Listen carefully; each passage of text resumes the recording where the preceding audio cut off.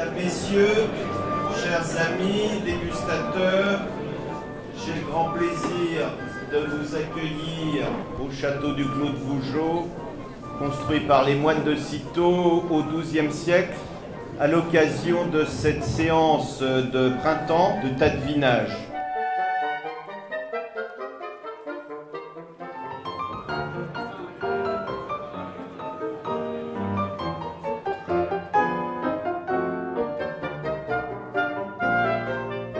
Nous en sommes à la 87e édition, on en a 2 par an depuis 1986 et il existe depuis 1950.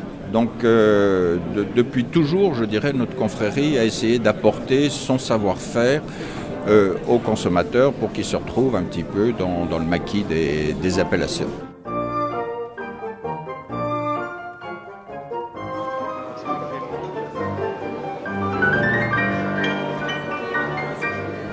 Aujourd'hui, il y a 1184 vins et il n'y en a jamais eu autant.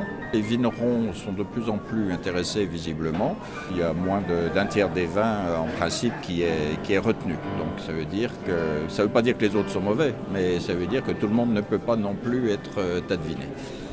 Derrière ça, ça veut dire qu'on a sélectionné pour les qualités du vin, les qualités présentes, mais les qualités à venir, que ce soit un vin qui dans 2-3 ans soit encore bon, et que ce soit un vin qui soit au-dessus de la moyenne.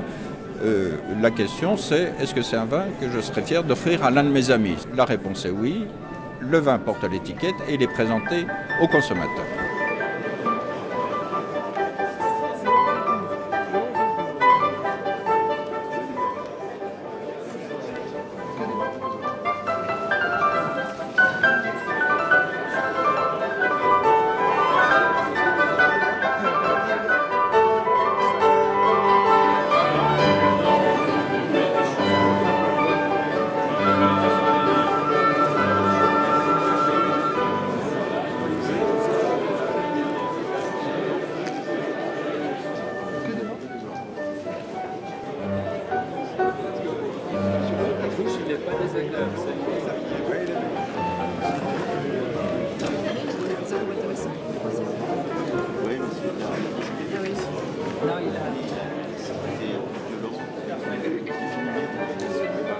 Ça permet de mettre un coup de projecteur sur des vins qui, à ce moment-là, par un jury de dégustateurs, sont vraiment reconnus.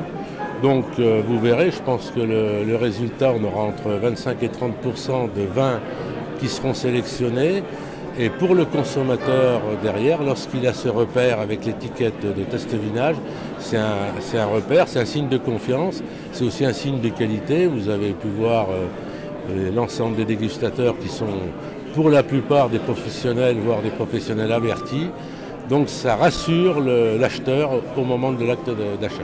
Écoutez, je suis très heureux d'être là parce que c'est ma première expérience. Alors, je suis président et en plus c'est la première fois que je participe à ce tadevinage. Donc j'avais une table fort sympathique avec M. De Vilaine, M. Gaget et Mme Loiseau.